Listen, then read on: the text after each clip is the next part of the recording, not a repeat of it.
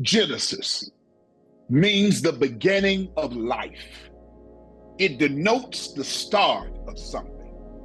It means the birth date, which is recognized every year at the same time. Genesis.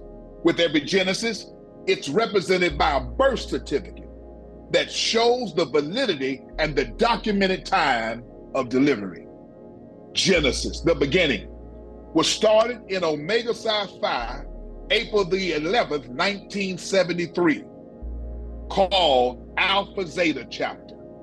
Alpha Zeta Chapter was birthed with a Genesis line that started the Omega tradition at Arkansas State University.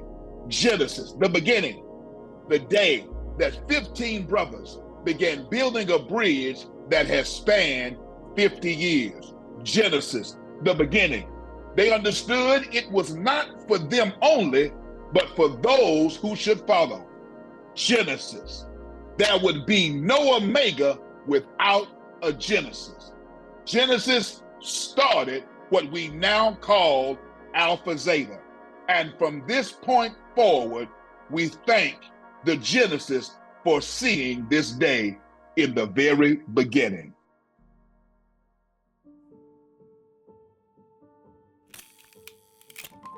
At that time, in 1971, I had 3 brothers at AM&N Pine Bluff. I had about 5, 6 cousins going there and a host of friends that was from Snow Lake to Elaine to Helen that I all knew.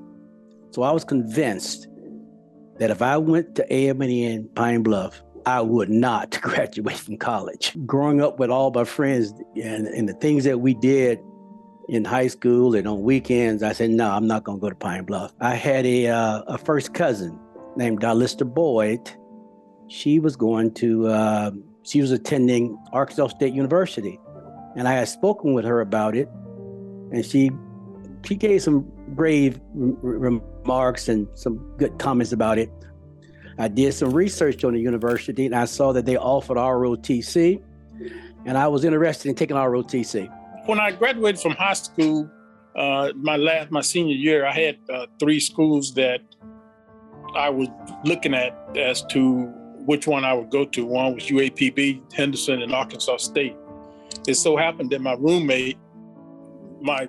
supposedly roommate, was coming to Arkansas State. We were in the same high school together, but at the last minute, he got a track scholarship and he went to another college in Arkansas. So at that point, I decided that, I would go on to Arkansas State, because of the reputation that it had within the state. It had a good football team, had a good basketball team. And at that point, that was all I was interested in. That was the only college I had ever seen as part of our high school.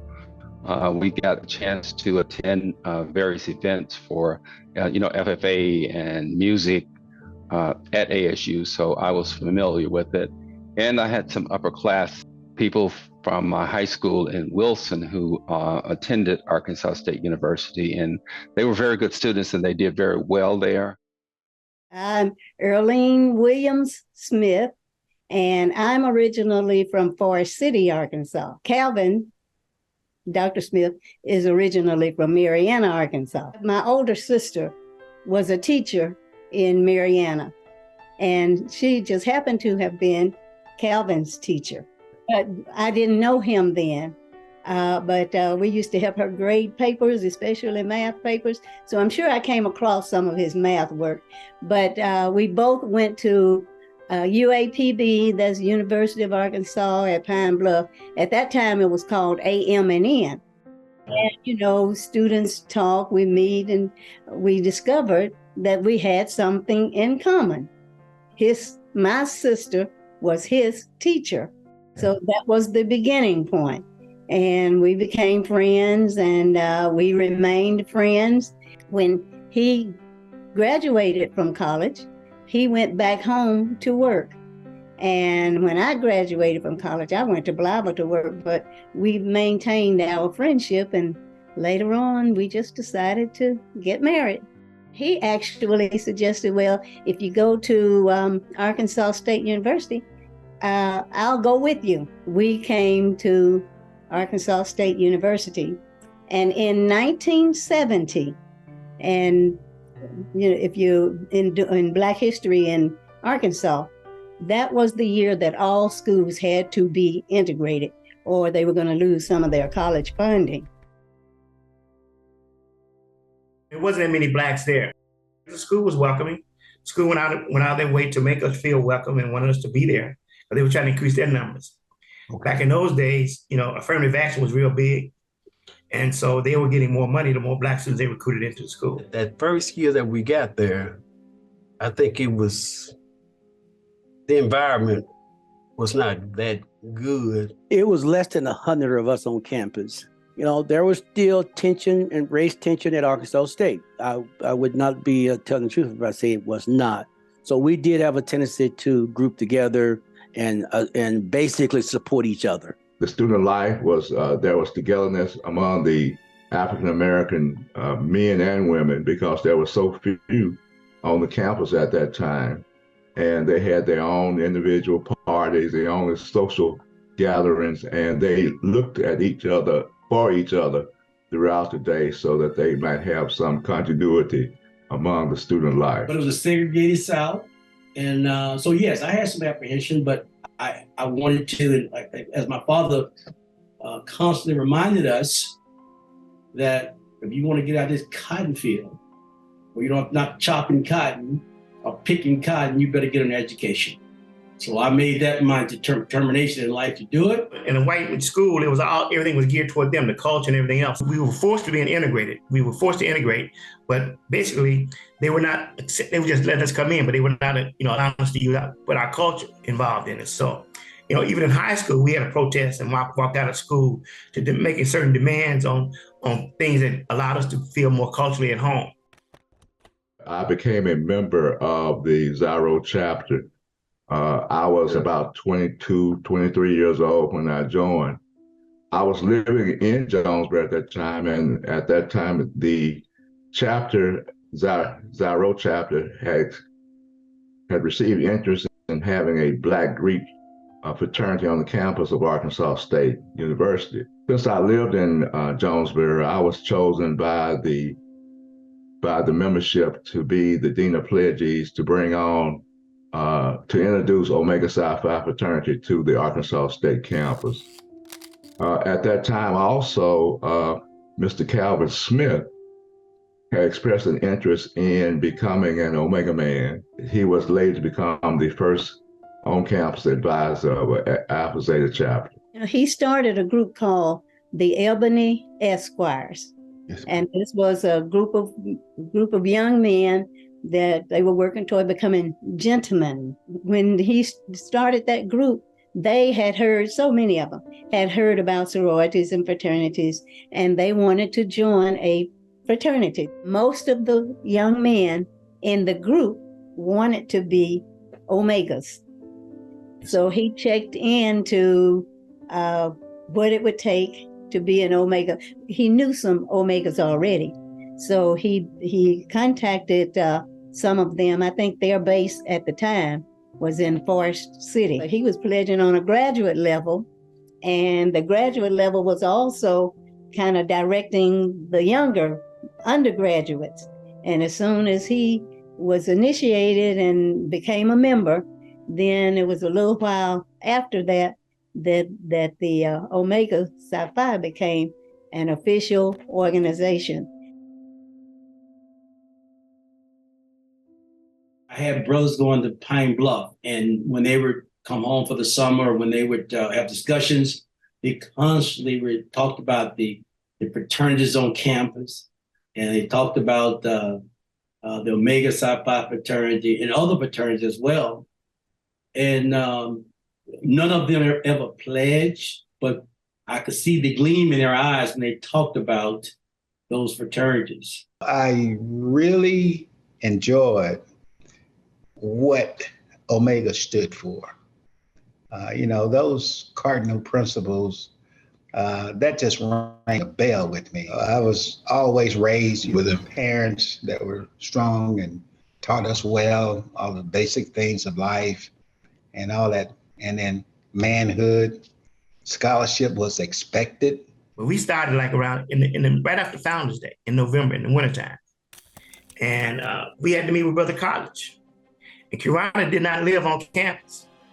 So we had to go out to his place off campus. We had to go out there and I remember the first day we went out there, like we had to be at this place at 6 o'clock in the morning. It was dark, man.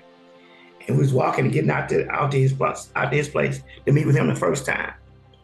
And he explained to us what the things we needed. We had to have a notebook, we would meet every day, and set out the guidelines, being in the library every night, step practice and training and learning everything else. So we had to go through the whole process, and we did it for 6 months. The friendships that were developed with those 15 brothers, okay, it was like, man, it was very bonding. And of course, your line brothers are everything to you now. Those men knew that I didn't care anything more about any individual. They all meant the same to me.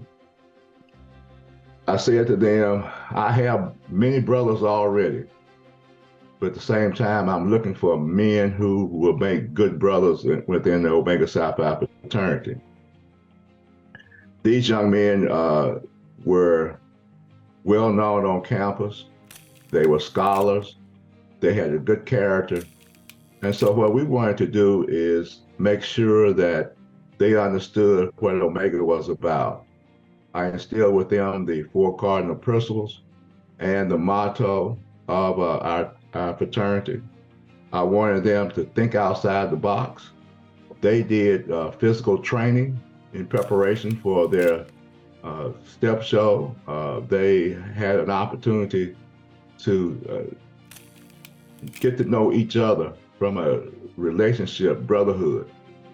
I wanted them to, again, think outside the box, be creative in their thinking, and prepare them not only for college life, but as men in the real world. We were determined to bring a national level fraternity on campus, and quitting was not an option.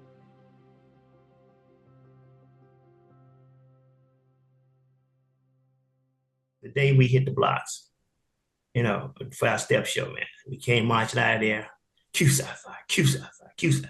And everybody was looking at everybody and they said, the Q's coming, the Q's is coming. And we hit the block, man, it was like, man, it was the hunters was hollering and screaming, and it was a mind-altering situation, that whole event when we hit the block and introduced the African-American fraternities to A-State. Everybody on campus knew who were the Omegas. I mean, when it comes to stepping, when it came to who had the best parties, it was always the Omegas. They always looked to us for guidance or whatever. So, it was just a fun time for all of us. All 15 of us knew each other. Some of us knew each other and hung out together before we even talked about fraternities. We had amazing group of brothers who, from doctors to dentists to senior officers in the military. We had a group that that came out of that line that was just determined to not fail. We've got some good quality educators and people of distinction that came off that line. And I'm extremely proud of that. I was very proud that we ended up being the first national level fraternity on campus. We laid the foundation for the chapter to move forward and be successful. My proudest memory is after I had my pledge process and I was read in and hearing the words, brothers, greet your brothers. And as I had the opportunity to do that, again, when Alpha Zeta came offline, was to hear those famous words, brothers, greet your brothers. And that made me very proud that I had something to do with bringing men into Omega Psi Phi fraternity. I would encourage all of the brothers, in whether in any subject, any act, or whatever you do in life, never give up.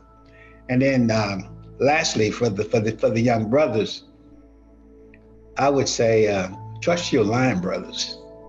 I mean, you just got to trust. You got to put your faith in these brothers, and they will come through. They will take care of you. I remind all of us that we only have one life to live. There's only one. What you do for yourself is soon forgotten. What you do for others live eternal. Communicate with those individuals that, as the brothers say now, that's going to put some oil in your lamp. Stay based, and concentrate on your goals. Don't let your mind go. I had excellent men to work with. Those men turned out to be better than me. And that's what Omega is about, bringing in, identifying men that have the potential to be better than you. So I'm so proud of Alpha Zeta Charter Line, as well as the members that have come into the chapter since that time. And I am excited to have the opportunity to be living and a witness to 50 years of Alpha Zeta pride. Long live Alpha Zeta, long live Omega Psi Phi Fraternity Incorporated.